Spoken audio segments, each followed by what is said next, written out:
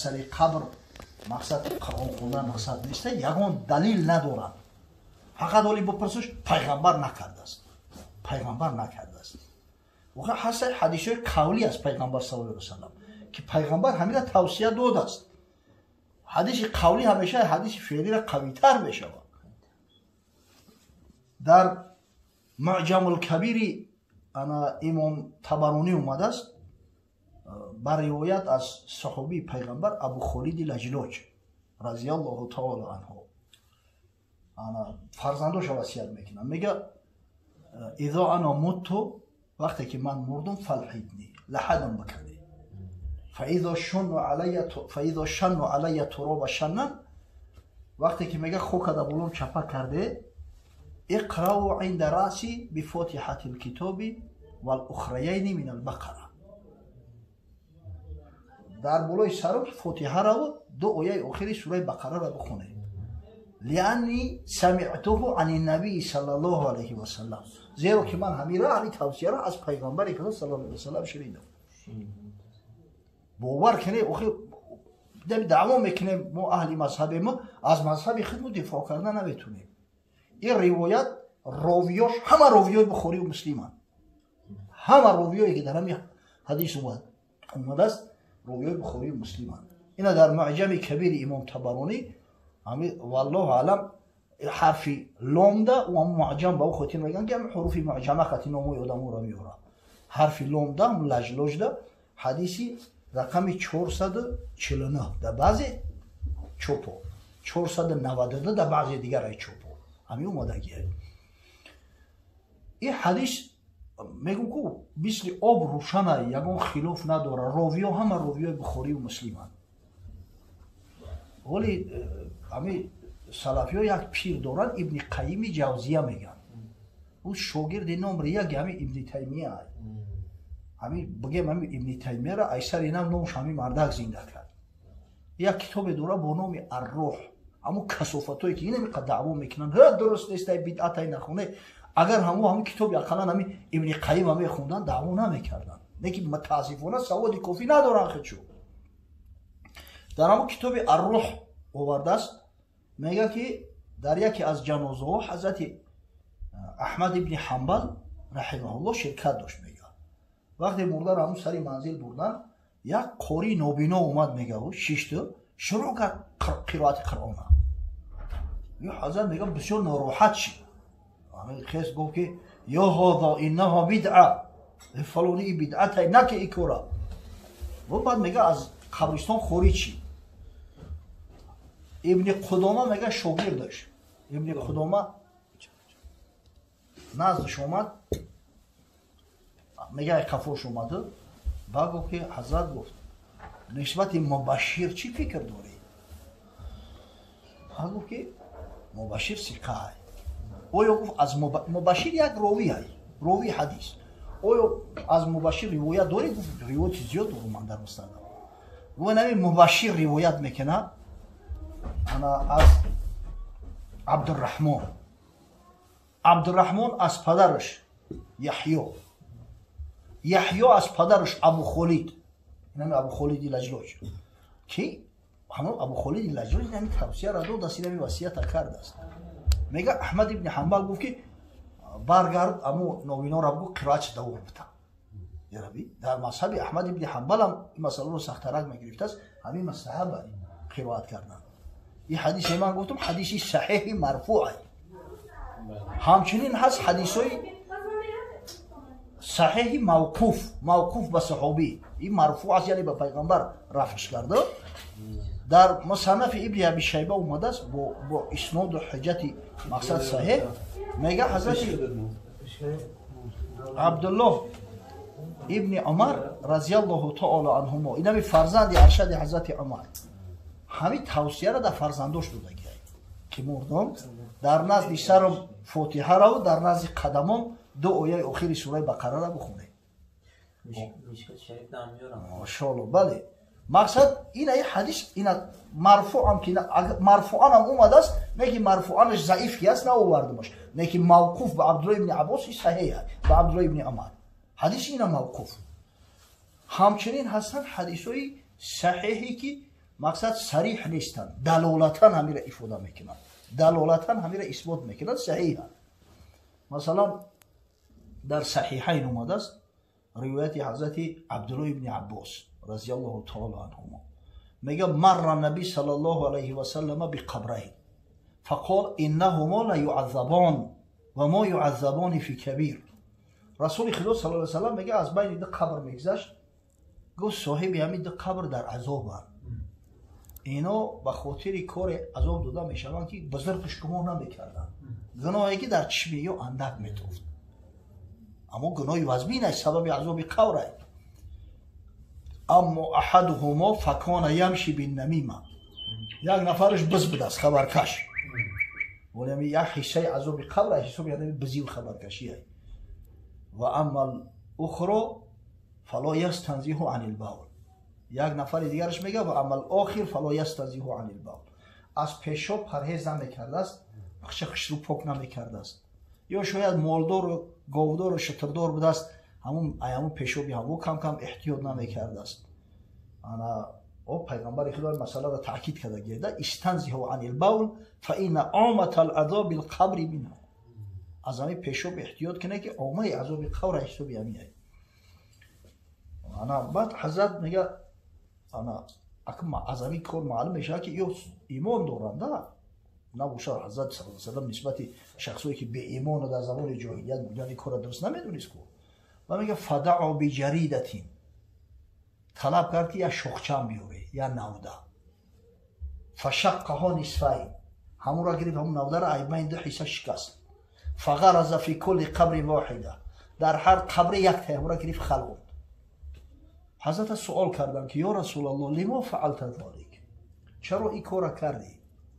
ҳазрат гуфт лааллаҳу юхаффафу анҳумо мо лам яйбасо, умед аст ки то замони ҳоли таран хушк нашидиянд, худованд дар ҳоли ҳамин ду соҳиби қабр як тахфиф я сабукиро ато мекунад. субҳоналлоҳ, вақте ки як ниҳоли сабз ба хотири он ки зикр мекуна сабаби тахфифи азоби қабр шава, охир хушоб ба ҳоли касе ки дар болои сараш қуръон мехонад, ин ҷои шак надорад, қуръони ҳамеша баҳор. ана даъво мекунанд, мегӯянд ки ин хоси пайғамбар аст. ба як ривоят аз қатода омадааст ки ин хос ба дасти пайғамбар саллаллоҳу алайҳи ва саллам аст. дар сурате ки дар мусаннафи ибни аби шайба аз бурайда саҳобии пайғамбар саллаллоҳу алайҳи ва саллам ривоят аст, фарзандоша васият мекунад ки вақте ман мурдум ҳамтари ду шохчаро бизанед дар қабр, шохчаам бизанед, ва ман дидам ки пайғамбар саллаллоҳу алайҳи ва саллам ҳамин кора кард. пас маълум мешавад ки худи саҳобаи пайғамбар ҳамира хос ба расули худо саллаллоҳу алайҳи ва саллам намедонистиянд ку, агар медонистанд бурайда васият намекард. ин ҳадис ҳадиси саҳеҳе ҳаст ки далолатан мақсад ҳамин дуруст будани ояи қабра дар сари ояи қуръонро дар сари қабр рухсат медиҳад. агар ҳадисое ки заъф доранд агар ҷамъ кунем, ай ҳисоб зиёд мешавад, беҳад зиёдтан ҳадисое ки дар иснодшу заъф ҳастай, аммо омадагиан охир ривоёт зиёдай. аз Абу Бакри Сидиқ ривоят мекунад, ҳатто ин ҳамин Бадрдини Айни худо раҳматш кунад, яке аз бузургтарин шориҳҳои Бухорӣ аст, соҳиби Умдатулқорӣ. мега ҳазрати Абу Бакри Сидиқ ривоят кард ки аз пайғамбар саллаллоҳу алайҳи ва саллам ки ман дахала алмақобир фақараъа ёсин хаффафа аллоҳу анҳум явмаизин, ҳар касе дохили қабристон мешава ёсина мехона, худованд ҳамон ҳолат дар аҳволи ҳамон мурдаҳо я тахфиферо ато мекунад. заъф доране ки омадааст. масалан ривоёти юнами иқрау ёсин ало мавтокум дар сунани Абу Давуд омадагиай, ало мавтокум, баъзиҳо ҳамон мавторо ба маънои маҳтазар гирифтиянд, одаме ки қариби мурданай, аммо бисёриҳо ба ҳамон маънои ҳамон асосиш гирифтагиянд. ҳамон Аҳмад ибни Ҳамбал вақте нороҳат шуд хеску, ҳамон қори нобино омад ёсин хунда буд дар қабристон. пас маълум мешавад ки охир зиёдтан ҳамин хел зиёде ҳаст ки ма ҳадисҳо ривоятш мекунам, бигзор заъф доранд, не ки бисёранд. ғайри иҳо ҳадисҳои саҳеҳ ҳам бидиянд ки оёро тақвия мебахшанд ки охир тудоно худо ҳамин касое ки даъво мекунанд ки нахоне, иҷозат нестай, ё чӣ далел дошта бошанд? ақаллан як ҳадиси заиф оварда наметунанд ки ҳазрат гуфта бошанд ки нахоне, мумкин нестай. пас чӣ кор мекунанд? ай изо шунада ки дигар гап надоранд. мегӯянд имоми аъзам Абу Ҳанифа ҳамиро макрӯҳ гуфтааст. қироата дар сари қабр макруҳ доранд. ғайри иё ҳадисҳои саҳиҳам бидиям ки оёро тақвия мебахшанд ки охир тудоно худо ҳамин касое ки даъво мекунанд ки нахоне иҷозат нестай ё чӣ далел дошта бошанд. ақалан я ҳадиси заиф оварда наметунанд ки ҳазрат гуфта бошанд ки нахоне мумкин нестай. пас чӣ кор мекунанд? ай изо шунада ки дига гап надоранд. мегӯянд имоми аъзам Абу Ҳанифа ҳаминро макрӯҳ гуфтааст. қироата дар сари қабр макрӯҳ гуфтааст. акы ин ҳаминҷадам як гулзанида аввалш ки бечора ҳамин муллоҳо ита намефаҳманд ки охир мақсад қироат фақат дар дохили намоз фарзай, дар ғайри намоз фарз нестай. ғараз аз кароҳияти қироат дар аслан имоми аъзам Абу Ҳанифа ба мақсаде ки намоз дар қабристон макрӯҳай.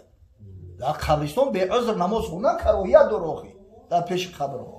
сониян мо пайрави мазҳаби имоми аъзам Абу Ҳанифа ҳастем. мазҳабе ки дар ӯ дар баъзе маворид қавли имоми аъзам Абу Ҳанифа да фатво нестай, ба қавли шогирдои имоми аъзам Абу Ҳанифа фатвоай. пайрави мазҳаб яъне чӣ? мувофиқи истинботу адилаи ки пешниҳод кардааст имоми аъзам Абу Ҳанифа ҳамо амал мекунем. ин масъалаи бисёр масъалаҳое ҳастанд ки фатво ба қавли ҳазрати имоми аъзам Абу Ҳанифа не, фатво ба қавли шогирдош дода шудагиаст. ولی مختصرا میگویم یعنی کجای و بهی یفتم میگن معنوش همیه که همه جا فتوا خلاف قول امام اعظم ابو حنیفه داده شدگی است. خود همین عبیدالله ابن مسعود رحمه الله این حضرت به نهایت معتقد مقصد همین پیروی سرسختی حضرت امام اعظم ابو حنیفه است. برای در جایی که اگر همین فتوا در مذهب خلاف قول امام اعظم باشه با اونجا تاکید میکنه و بهی یفتم. مثل که حضرت امام اعظم ابو حنیفه هم مسئله که مقصد که شفق حمره های میگفت که شفق بیازه که بعضی حمره پیدا میشود. اما و بهی یفتار همجا آورده است با این معنی که فتوا با قول امامین نه، زیرا به حدیث ثابته یوخی. یا اون همون جایی که میگه به پیشونی سجده میکنی چی مقصد پیشونی و بینی قطعی سجده میکنی و بهی یفتار گفته است. با چه خاطر؟ حضرت امام اعظم ابو حنیفه میگه اگر من بودو پیشونی تم نرسیدم بینی خونی تم رسیدم باشه سجده درست میشه. اما در صورتی که فتوا با قول امامین همینجا که اگر پیشونی نرسه سجده درست نمیشه. پیشونی را رسوندنش فرض میگن، بینی را رسوندنش سنت. حالا همین مسئله همین قرائت هم اگر همین بیل فرضی همین خیلی بگیریمش که حقیقتا امام اعظم ابو حنیفه گفت که مقصد در سر قبر قرائت کردن درست نیست. اگر چه میگم این تعویلای زیاد داره.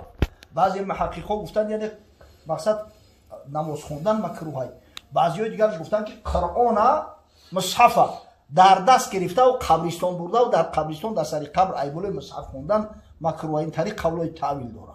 نه که اگر همین آشکار هم تا صراحتا هم که بگیریمش آخه اینجا فتوا به قول امامین چی اشکال داره؟ دیگه پیلیست که مقصد با این مورد طعنه بزنن. همین دلیل حجتی که ما داریم این خونه سوخته ها اگر ایده یا حصهش همه داشتم یک کس گپ زنی نمی‌کنه. برای عیب است، برای مولای حنفی عیب است که همین مسئله در لول بمونه و جواب سوال همین را گفته نتونه. بهتری اما روسا یک گپ دارن میگن лучший способ защиты это нападение. سوال دو ترم سوالش بده. تو بگو یه حدیث بیار که حضرت صلی الله علیه و سلم گفت که مکروه در سر قبر مثلا آیات خوندن قرآن خوندن مکروه. چی دلیل داری که چی رو تصحیح میکنی؟ ای تبارک حضرت خوندن یگان چی؟ الان روایت تبارک هم دامون چیزی که ضعیفه گفتیم که میدرویا. این مقصد همین حدیثی که سوره ملک دا اومده است در جامع السنن امام ترمذی اومده است. همین بعضی از محققا و بعضی از علمای علم جرح و تعدیل میگن حدیث ضعف داره. اگر اول همین را میگوردم ضعف داره. نه که هم حدیثی که ضعیف هستند اگر به شرط موضوع نباشن، متروک نباشن، ضعیف واه نباشن، در فضایل اعمال میشود کو با اون حکم ثابت نمیشه. نه که در فضایل اعمال استفاده برداشو میشود کو. گفتم که حدیثی که ضعف دارن بسیارن صراحتا همین را مقصد افاده میکنن خیلی زیاد هستند. حضرت گفت هی المانعه، این مانع عذاب قبر، این شفاعت کننده روز قیامت های همین سوره ملک، همین در جامع السنن امام ترمذی اومده است. اما از بس که اطرافش بحث مباحثه زیاد میکنن که این ضعف داره، برای ما در قطار اونم حدیثای صحیح نآوردیم. او روایاتی که آوردیم او روایات یگان جای شک شبهه ندارن، او به صحت رسیدگی هم به اتفاق هیچ که دعوا کردن نمیتونه. حضرت جان همین حدیثی که بالای قبر، روایتی که بالای قبر رسول الله صلی الله علیه و عذاب دید هر قبر، همونا جسمان عذاب داشتن یا که روحان عذاب داشتن؟ هیچ جای شک نیست که عذاب قبر نزد اهل سنت و جماعت هم روحانی هم جسمانی. فقط اینا در دنیا روح توبه جسمانی، اما در عالم برزخ جسم توبه روحی. میگه هر دشای اگه چگونگی او را ما نمیبینیم، ما او چشمی را نداریم که احوال و حدیث عالم برزخ ببینیم. همین خاطر مقصد که همین قول اهل سنت و جماعت همیه که عذاب هم روحانی هم جسمانی، همچنان که راحت هم روحانی هم جسمانی. ما خیره دیگه که بی ضرورت مکروه های در روی قبرستان پیامبر خدا نهی کرده. هم ضروری مونمون خیلی دیر میکردیم مشکل نمانیم برام خاطرین هم رفتم دیگه. همون حالت هم بهتر است که قبرستان ببروی در بیرون بخون. و جعلت لی الارض مسجدا و طهورا. پیامبر خدا میگه زمین، کلی زمین برای امتهای مرا مسجد جای پاک هم. فایما رجل من امتی ادرکته الصلاه فلیصلی. هر مردی را از امت من وقتی نماز شاه در جای باشه نماز شاه بخونه. اگر جو نباشه در با ضرورت در داخل قبرستان میشود درست میشه. کراهیت هم ساقط میشه. لیکن وقتی جو هست اینا بیرون قبرستان بهترش که بیرون قبرستان. آدم داشته باشه بهترش. اگر ای پشت باشه بخیره. ای پشتی زخم. نه که ای طرف قبله باشه یا ای بر باشه مکروه. کراهیت داره. ای پشت باشه. خاطر صورتش. نه که اگر همین فقط صورت کعبه باشه و مقصد آدمو نباشن هیچ بوکی نداره. بعد وقتی میخونن حضرت جون که مثال مشوش میشه و نگاه میکنن مثال نگاه میکنن گوش میخونن. نه مثال همون چیزا بعد خیلی چی میشه نگاهش میکنن وقتی که نمازه همون را مثال نگاه میکنن کعبه یا که میخونن همون خیلی و ایمان باید بفهمونه شو که در وقتی قیام باید سجده گفتن یکی مستحبه این عیب امامو ایکی نمیگن باید هم مسئله رو بفهمونه شو. مسجد هم مگه با اون طرز گلدار نباشه که چی نماز خونه و جواب کنه خیلی نماز خونه طرز گلدار شده.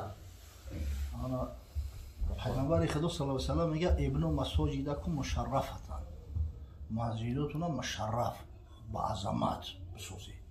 تاکید پیغمبر صلی الله علیه و ابن مساجدکم جمعا و ابن مدائنکم مشرفتن. اما اگه حضرت صلی الله علیه و میگه که مسجدها رو هم طریق خاکسارانه کنین، شهرها رو مشرف کنین. اما علاقه در همون عصر صحابه پیغمبر صلی الله علیه و ساختمان مسجدها شروع شده بود دیگه. این همین مقصد بازسازی خودی همون مسجد نبوی علاقه در زمان حضرت عثمان سرشید. با فرمان حضرت عثمان مسجد الحرم هم خیلی وسیع کردن و زیباتر کردن، از چوب سنگ دیگه ساختن و چیزای گلی بود کلی او را کندن از چوب سنگ کردن. اگر انشالله مقصد نیت همین باشه که همین به خاطر اطاعت عبادت باشه و وسیع باشه و بر هوا و دلکشود باشه بخیره. اما خود امام اعظم ابو حنیفه هم مسئله را جدی گرفتگی. حتی سوالش کردن در مسئله که آیا وقف مسجد برای زینت مسجد استفاده بکنه میشه؟ حضرت میگه لا ادری. وقف مسجد خود چیه؟ اینم اگه برای ساختمان مسجد جای شک نیست که استفاده میشه، نه که برای زینت یا داخلی بینو همین را استفاده برای رخصت های حضرت گفت لا ادری. شما حضرت ها همترین مسئله دا چی بنده؟ یکم صحابی را اختلاف نکرد، یکم کس دعوا نکرد است به حضرت عثمان چی وقت این سری نو بازسازی میکنه و چی به قدر با شهامتش میکنه. فقط استثناء میشه سنت بامداد دیگه همش میتونن نمازو ممکن نیست. نه تحیه مسجد ممکنه، نه شکل وضو ممکنه. صبح صادق که دارید خلاص یا ممکن نیست. پیش سنت کنه ممکنه. اگر صبح نمیده باشه پیش سنت هم ممکن نیست. نه. اینا مثال بر وقت رفتی مسجد ساعت 5:30 رفتی ولی صبح صادق ندمیده. مرحمت خوندم دیگه. Неки метон куи нами соати 5:42 дақиқа аллакай субҳ намедад. Ҳами баъди 5:42 дигар мумкин нест. Агар суната нахонда бошам таҳия хонда наметавонам. Ин хеле. Фарз кардем суната да хона хонди. Хести рафти оли вақт ҳастай. Ношишта бхон таҳияи масҷид агар вақти макрӯҳӣ набошад, вақти қиём набошад. Акум модом ки ту суната хонди рафти дигар вақти қиём нест, вақти заволай. Ҳами таҳияи масҷид байни суната фарз ягон зиёну зарараш намерасад. Барои ягон наҳи дар ҳамиҷа ворид шидагӣ нештай. Аммо дар ӯ бомдод наҳи ворид шидагиай. Дигар фарқ надорад ки на байни фарзу сунат мумкинае, на пешаи сунат мумкинае. Барои пайғамбар наҳи кардагиай. Чӣ? Асрхонӣ рафтӣ? Оли асра нахондӣ? Мешавад роста. Байни асру шом мумкин аст. Байни асру шом. Асра ки хонан халос. Дигар ягон намози нофила дуруст нест. Ҳамиҷа ҳам гап дар бораи намози нофила меравад. Агар мабодо ягон кас намози қазоӣ бихона, ҳақ дорад. Агар чанде ки қазоиро охир дар масҷид намехонад. Қазоро баъзиҳо ҳам одате воли бес ман яда рака намози қазоӣ бихонам ба қомат бигем. Як хона обод. Ту ҷиноят кардай, худованд гуноҳи тура пӯшондай, ту чӣ ошкорш мекунӣ? Ай ту қазоиро дар хона дами хеле бихон ки занат нафаҳма ки ту қазоӣ доштаи қазоӣ хондастӣ. Во ҳаме ба ифтихор гап мезанад ки оло қомат нагӯй сабр кун ман яда рака намози қазоӣ ба бихонам. Аммо дар бомдод аммо ҳазрат бале. Агар ба шарте ки касе мабодо инами баъди намидани сабҳи содиқ ё ки масалан байни асру шом хонаш омад намози қазоӣ дорад. Агар ҳам қазоиро бихонад растай. Барои ки қазоӣ мақсад намози фарзия. Агар чанде қазоам шуда боша ӯ фарзай. Ӯ дар ин нофилот наметрояд. Не ки намозҳои наи шукривузу таҳияи масҷид ё мумкин аст.